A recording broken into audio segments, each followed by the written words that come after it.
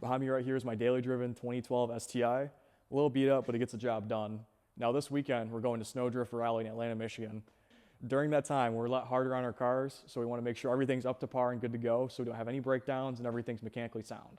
Now, looking around the car right now, it's not in the greatest physical shape, but that's besides the point. Gets the job done really well, and it served me well through the actually only year I've owned it. And we're gonna make sure everything's good and in shape that way. So like I said before, we don't have any problems. We're gonna begin with flushing out the power steering fluid. Next up, we're gonna do the engine mounts. That's nice and simple. Should be able to just pull the car up and get it done. After that, we'll do ball joints and then tie rod end links. And then after that, we're gonna get it aligned at a local shop. So let's get to it. All right, this right here is the power steering reservoir on my car. I'm gonna undo these bolts. That way so we can pop it out and get it more out of the way. And then what I'm gonna do is I'm gonna disconnect this line right here so it drains into a separate bucket. And every time I see us go down, I'm gonna put more fluid into it.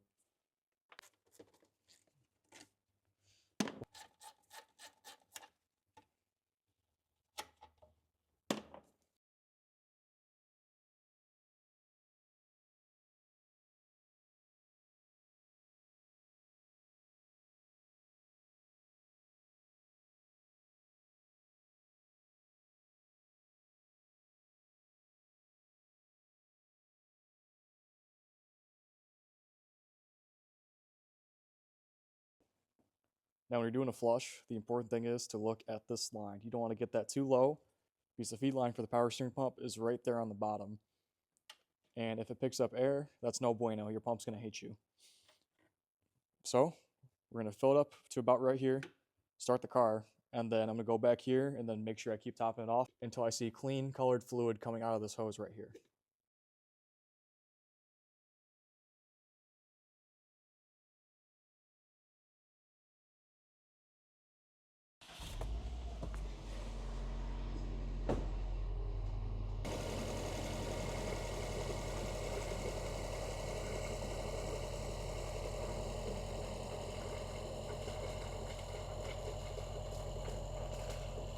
Yeah, I had to rig some up. That was way too short, and then this started splashing everywhere. So let's avoid that.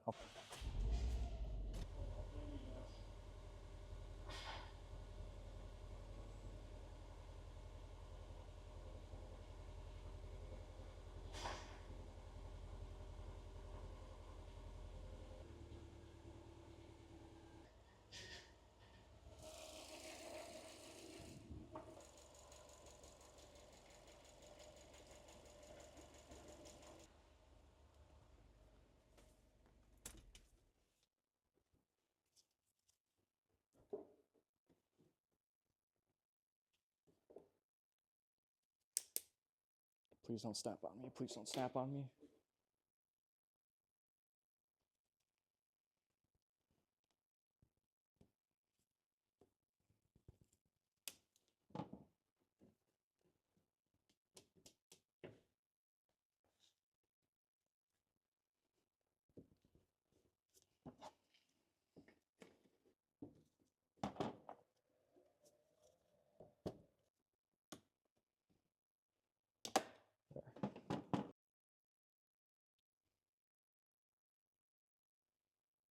All right, so I reconnected the hose down here. That way, so the new fluid that we just put in will feed right back. This way, the system is now closed back up with the new fluid in there. And we're gonna turn the car back and forth just to feel it out and wait till it gets any remaining air bubbles in there because we're not perfect.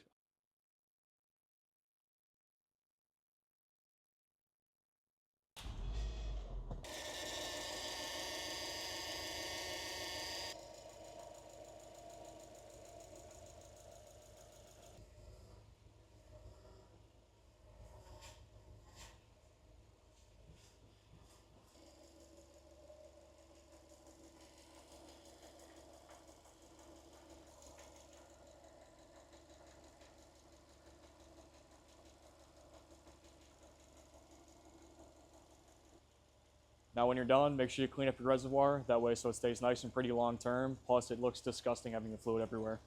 Now, I'm extra. Whenever I take bolts out of a car, I like putting new ones in. That's just how I roll. So we're gonna have some new zinc coated bolts going in.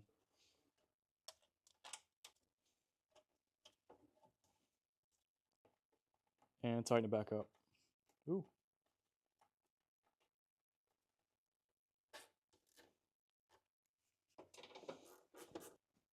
Ta-da!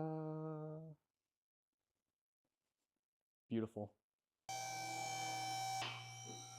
All right, since we're gonna be in here, we're gonna pop the wheels off ahead of time before we get working underneath the car, just so it's a lot easier for us in the meantime.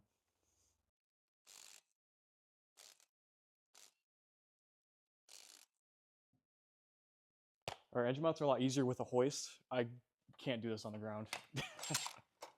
I couldn't be asked. So, easiest way to do engine mounts on a Subaru with the hoist is push it up by the manifold.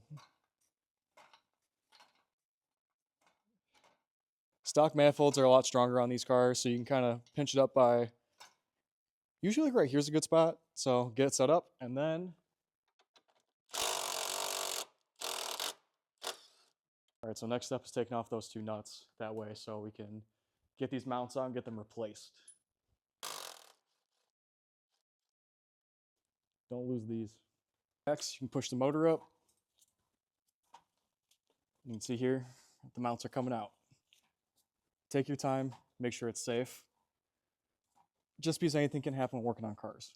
You want to watch everything, make sure everything isn't gonna break when it's going up, but for the most part, these are pretty good.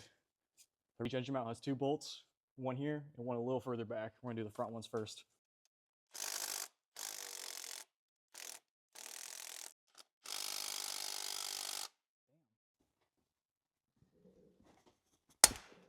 Damn.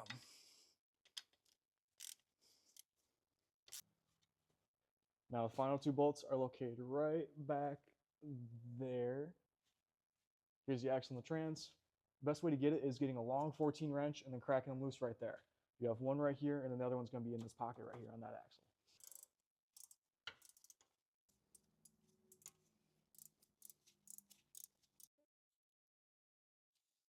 Sometimes you gotta do these weird positions to get bolts out, but it is what it is. Just roll with it and get it done.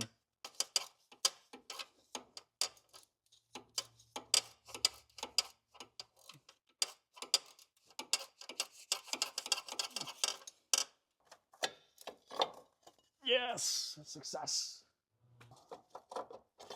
There we go. Engine mount delete and meet our replacement. These are STi group end mounts. They're a little stiffer, so your girlfriend can complain about how rough the ride is. Sound good? Sounds great. Hell yeah. Loctite on, new bolts. Now you want to make sure the engine mounts are facing the correct orientation. This is the right side, and it's actually incorrect. So what we do is we flip it to where the short stubby ones are right there. Take them out, spin around, there you go. Same process with this one.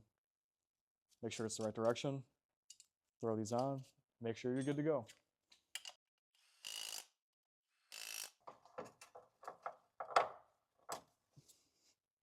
And the other side.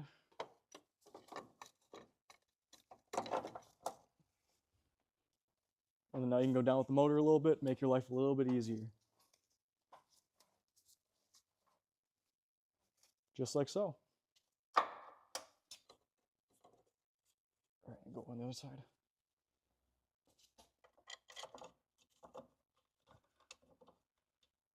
Studs in place for the engine mounts. Run the bolts in lightly so you can put all 4 in and then tighten them up. There we go.